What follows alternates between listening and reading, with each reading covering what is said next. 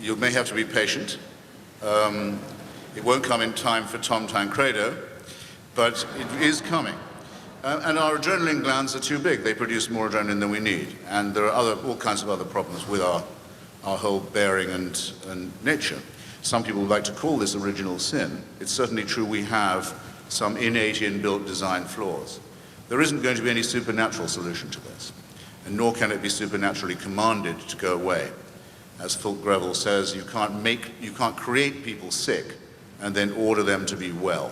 And that's what religion does. And because it makes impossible demands on people and insists they believe impossible things and obey laws that cannot actually be followed, that I accuse it of totalitarianism, the essence of which is the combination of authority with caprice.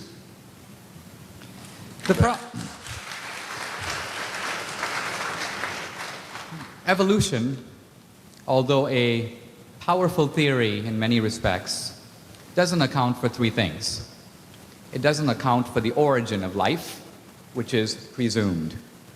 It doesn't account for the origin of consciousness, for which Steven Pinker says there is no explanation. It doesn't account for morality. Now, the evolutionists have been trying very hard to do it. And they look at morality as a form of extended selfishness. If a mom jumps into a car to save a kid, it's because they share the same genes. That accounts for about 1% of morality. But what about the morality that has no genetic benefit? I get up to offer an old lady a seat in a bus. I don't do it because tomorrow I hope I'll get her seat. Or she'll do the same for me. I give blood. Even Richard Dawkins says there's no evolutionary explanation for that. Give me liberty or give me death. The man who helped the Good Samaritan. When we do altruism, or what Christianity calls agape, charity, with no hope of return, there is no evolutionary explanation at all. Now, I want to suggest that this is pointing us to a much deeper truth, and that is this. It is true that we are animals in the sense that we too, like animals and like non-living things, obey the laws of nature. But I want to suggest that the very fact that we have morality, which depends on free will, means that there is a dimension of us that exists, one may say, transcending the laws of nature. Here's why. A stone doesn't have a choice of whether to roll down the hill. It can't say stop. It merely follows the law. On the other hand, in small decisions and big, I have choice. Here's a pen. I have a free choice to drop it or not. If I drop it, it will follow exactly the laws of gravity. But my decision to drop it is purely a free choice, undetermined by the laws of physics. I can go either way. And every moral choice is of that nature. Our entire vocabulary of thou shalt not and don't do this and you shouldn't have done that would have to be wiped out if it was merely an you wouldn't have to teach anyone right and wrong. It would be genetically programmed into them. So the idea that we are already moral by evolution, it's nonsense. Morality ultimately does have to be inculcated.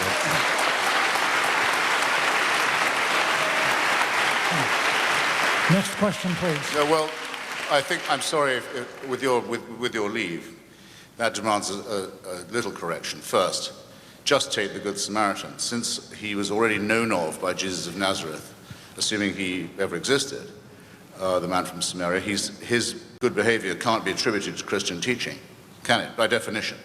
And if you recall, all the people who behaved worst in that story were priests and Levites and the other devout ones. So they seem to have got he seems to have got his idea of human solidarity without divine or religious permission. Christianity did not exist at the time. Anyone here who isn't a serf can say for themselves, yeah, were you taught that it might be a good thing to give blood? Was this inculcated into you? I can certainly say it wasn't into me. When I was a socialist, it was one of the things I was most proud of. I would go to give blood because we were proud of the fact that the British National Health Service never had to buy any. There was always enough. There were always enough people who would go and give a pint. Because why not? I'll tell you, why, by the way? answer? They weren't giving one. I give a pint, I don't lose it. I regenerate it quite quickly. But someone gets one. Something in that gesture appeals to me. Christopher, I've done someone a good thing, and it hasn't cost me a sacrifice, and I don't have to act as if I've just done something incredibly virtuous and self-sacrificial and pious. And then, yes, as a matter of fact, I do have a very rare blood group, and one day I'm going to need some blood myself. And I hope enough other people are thinking about me in their way too. What supernatural or celestial permission is required for this, I ask you? And I will answer. Creates a mystery where none exists. I will answer. In many cultures, people don't give blood. In many cultures, this idea that you should give a part of yourself for some guy that you don't even know, there's an old Indian proverb, the tears of strangers are only water. The point I'm trying to get at is, it seems to me that on a personal level, you're right. No one maybe had to say to you, give blood, give blood, give blood. What you're missing is the fact that here you are, atheist Christopher Hitchens, educated and raised in a Christian culture, the culture of Christian Europe, where this idea of compassion, which was not there in the world before, Aristotle scorned it. Aristotle praised magnanimity, the superior man deigning to the inferior man, but not compassion in the sense of feeling for the other guy. It was Christ who invented that and brought it into the world. Now, you are parasitic on that. You are acting out those virtues, but you're refusing to pay debt or even acknowledge the Christian source of them. That, it seems to me, is a little ungrateful historically.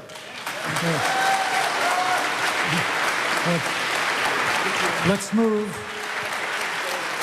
Let's move to the next question, and the person asked the question can respond. The other person can then make a response to that, and then we'll try to go right to the next question in order to have room for as many as possible. Okay. Gentlemen, thank you for showing up tonight. It was a pleasure listening to you at this point. I have a lot of things I have to say, but of course I want to get succinct on it. A thought I had based on an idea, the materialization from pre-existence into existence, then concluding with post-existence.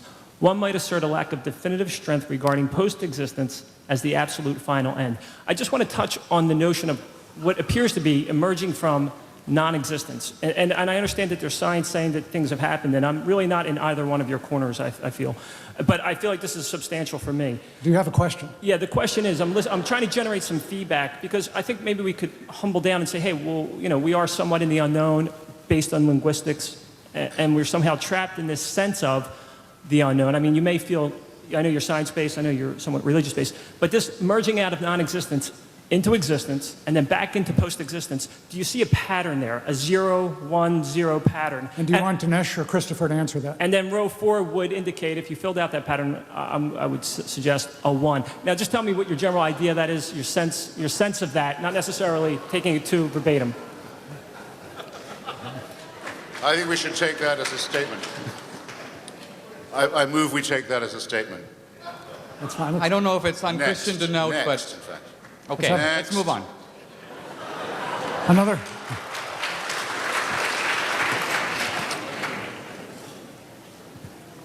Yeah. Dr. Hitchens, I come from Tonga No, in the Professor South Hitchens, Pacific. please. Professor, before Christianity came, Tonga, Fiji, they have men for dinner. And in Tonga, it was a mess.